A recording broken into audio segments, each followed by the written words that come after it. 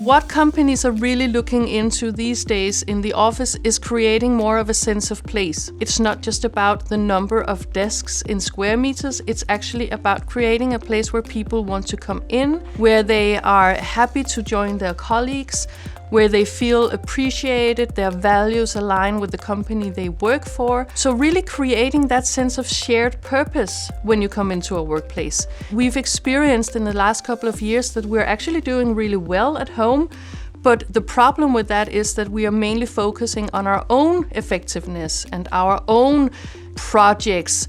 So what we want to do when we come into the workplace is actually add to that value that we create as a team. It's really important for the companies that they have this sense of belonging in their employees, because as a team, that's where we develop, that's where we innovate, that's where we come up with new ideas, that's where we solve problems.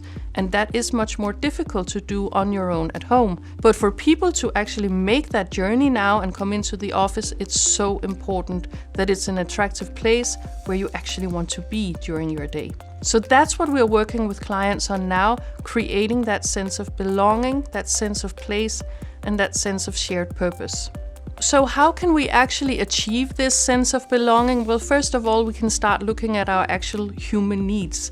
How do we behave as human beings in the workplace? What are the needs and desires for us to do a really good job? And this is where we are working towards making the physical surroundings adapt to the human beings, rather than what we've seen, in our opinion, for too long, that human beings have to adapt to the way that the building is made and that it's very static.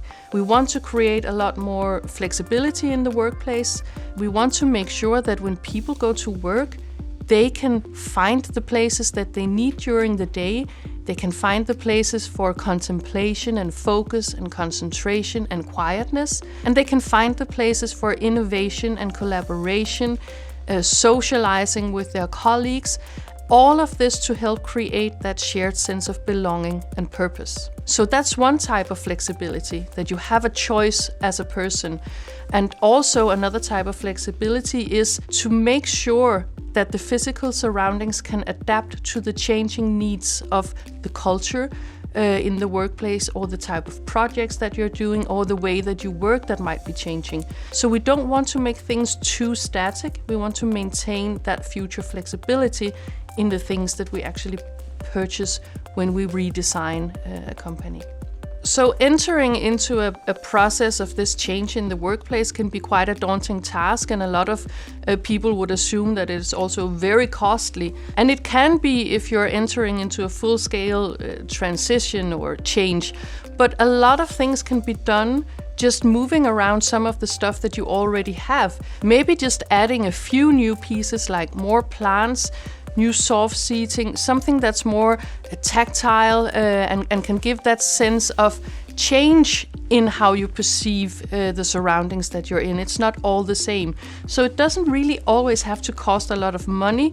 The main purpose is to make sure that the people working for you can actually do their job in the best possible manner.